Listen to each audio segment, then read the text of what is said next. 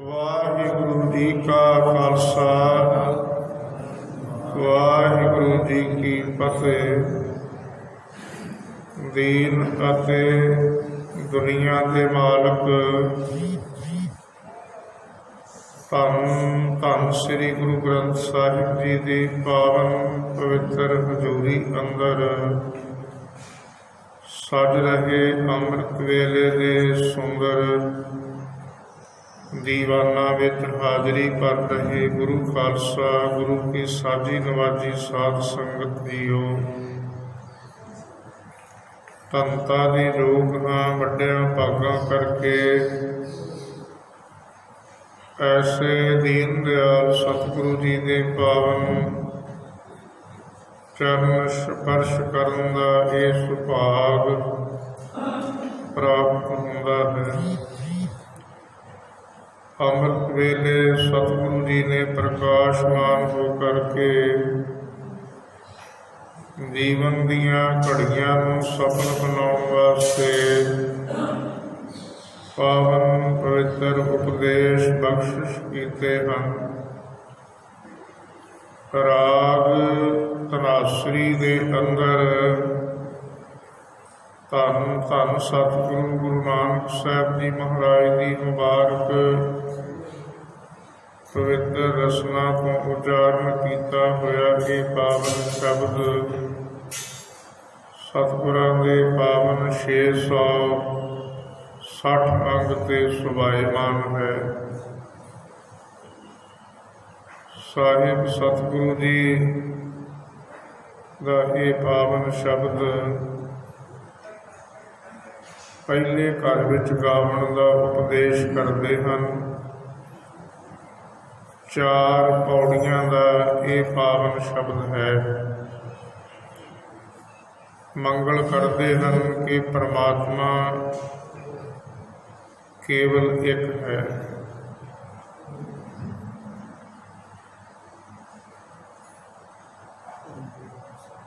सारी सृष्टि कायनात नूं साज करके सब की संभाल करता है। सब थां पर थां सुख बख्शिश करता है। जिहड़ी कौस उपर खिंची हुई है उसका विद्वानां ने भाव दस्या है कि वो अपने हुक्म के अंदर सारी सृष्टि नूं चलाउंदा है। जिस तरह आपां कोई जमीन कोई जायदाद घर खरीदते हाँ ओदी मिणती ओदी गिणती की एक लकीर खिंची जाती है। उस तो रंचक मात्र भी कोई इधर उधर नहीं हो सकता। जिस तरह एक देश तो दूसरे देश में जाने वास्ते कुछ हद्दां होया करदियां ने कुछ निजम होया करते हैं कि जिन्ना चिर तक वो निजम पूरा नहीं होता उन्ना चिर तक कोई एक देश तो दूसरे देश में जा नहीं सकता। ते जिन्ना समा उत्थे नियत किया जाता है उन्ने समय तो वध कोई उस देश में रह नहीं सकता।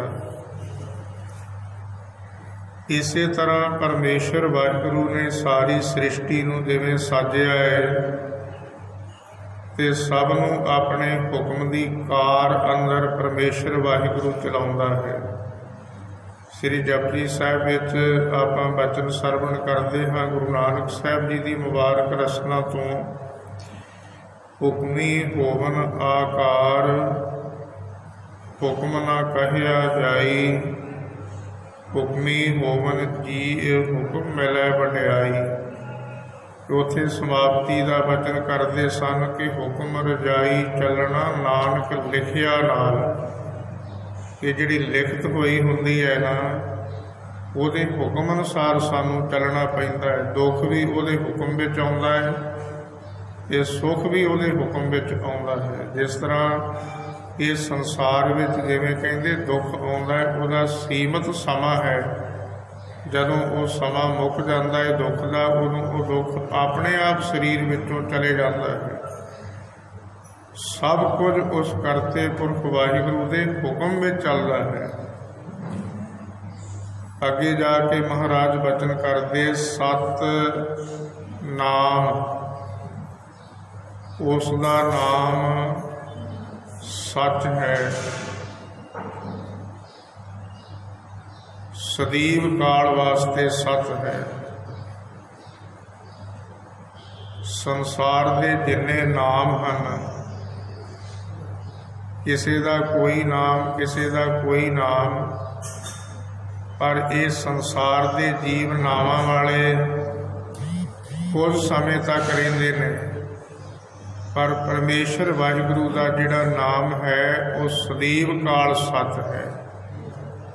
आद सच, जुगाद सच, है भी सच, नानक होसी भी सच। परमेश्वर सृष्टि का करता है, केवल एक करता है। आप पावन बाणी अंदर बचन सुनते हाँ, ओंकार ब्रह्मा उत्पत, ओंकार किया जिन चित, ओंकार सैल जुग भै, ओंकार वेद निर्मय। ये सब कुछ करते पुरख वाहिगुरु ने अपने हुक्म विच बनाया है। ब्रह्मा विष्णु महेश ये सब कुछ परमेश्वर ने बनाया है। चंद सूरज तारे धरती आकाश जिन्ने खंड ब्रह्मंड हैं, नदियां नाले हैं, इन्हां सब का करता केवल परमात्मा वाहिगुरु एक है।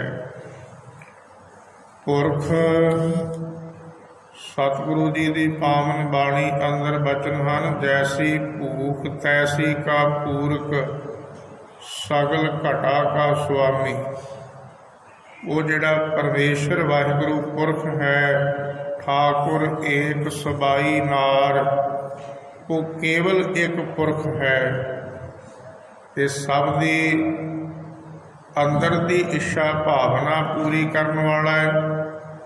ते थां पर थां जिस तरह की कोई मन के अंदर की भावना रख के अरदास करता है, उसकी सहायता उसकी रखिया भी परमेश्वर वाहिगुरु आप करता है।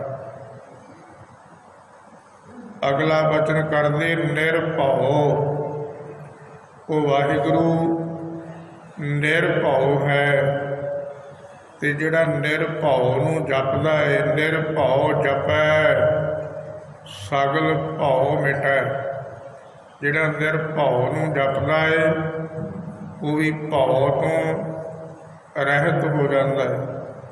गुरु तेग बहादुर साहब जी महाराज के वचन हैं, भै काहू कौ देत नह नह भै मानत आन। ना किसी नूं डर देंदे हाँ ते ना किसी का डर मनदे हाँ। निर्वैर, वो परमेश्वर वाहिगुरु वैर तो रहत है। किसी नाल वैर की भावना नहीं रखता, किसी नाल वैर करता नहीं। साहिब सतगुरु कलगीधर पिता श्री गुरु गोबिंद सिंह साहब जी महाराज के पावन चरणों में बहादुर शाह ने बेनती की सी कि महाराज मेरे पास केवल 500-700 के करीब फौज है, पर मेरे भरा के पास तारा आजम के पास बेअंत फौजा हैं। पिता जी की मौत होने तो बाद वो गुरता गति, वो गति का मालक बनना चाहता है। कृपा करो महाराज, मेरी बेनती प्रवान करके मेरी सहायता करो। ते सच्चे पातशाह हजूर सतगुरु जी ने कहा सी कि बहादुर शाह तो गुरु नानक के दर विच आया है, कि जो गुरु नानक के दर विच आउंदा है ਉਹਦੇ अंदर की भावना गुरु नानक साहब जी महाराज पूरी करते हैं।